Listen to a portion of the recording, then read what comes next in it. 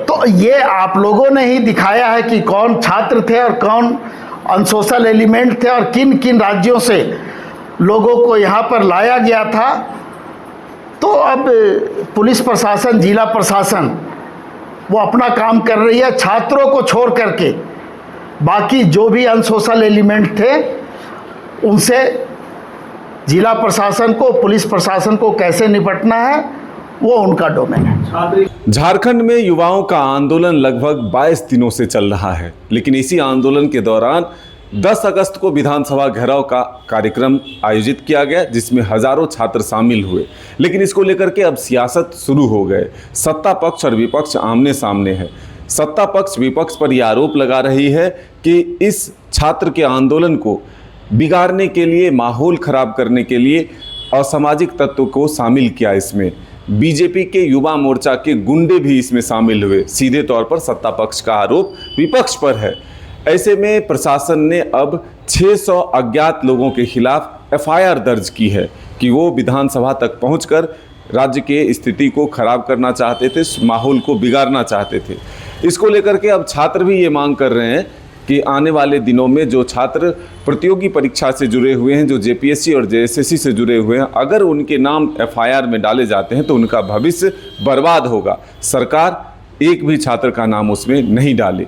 अब सत्ता पक्ष के तरफ से इसको लेकर के बातें सामने आई है। जेएमएम के केंद्रीय महासचिव विनोद पांडे ने कहा कि सरकार युवाओं के भविष्य के साथ खिलवाड़ नहीं करेगी और जेएमएम भी इसके पक्ष में है कि युवाओं का नाम उसमें नहीं हो जो छात्र हैं, जो प्रतियोगी परीक्षाओं में शामिल होते हैं। तो आइए क्या कुछ कह रहे हैं विनोद पांडे, आपको सुनाते हैं। तो ये आप लोगों ने ही दिखाया है कि कौन छात्र थे और कौन अनसोशल एलिमेंट थे और किन किन राज्यों से लोगों को यहाँ पर लाया गया था। तो अब पुलिस प्रशासन, जिला प्रशासन वो अपना काम कर रही है, छात्रों को छोड़ करके बाकी जो भी अनसोशल एलिमेंट थे उनसे जिला प्रशासन को, पुलिस प्रशासन को कैसे निपटना है वो उनका डोमेन है। छात्र इसको लेकर डरे हुए हैं। कोई डरने की बात नहीं है। जब सरकार उनके साथ है, झारखंड मुक्ति मोर्चा उनके साथ है, संवाद उनके साथ हमारा जारी है, तो फिर छात्र को डरने की आवश्यकता नहीं है। छात्रों को डराने का काम जो लोग कर रहे हैं वो लोग वहाँ जा कर के भाषण देते हैं, वहाँ जा कर के छात्रों को उकसाने का काम करते हैं और उन्हीं लोग छात्रों को डराने का भी काम कर रहे हैं। क्या छात्रों अगर किसी कारण से अगर छात्र पाए जाते हैं एफआईआर में, क्या एफआईआर वापस होगी? देखिए, छात्रों के ऊपर में किसी भी तरह का कोई दंडात्मक कार्रवाई के खिलाफ झारखंड मुक्ति मोर्चा भी।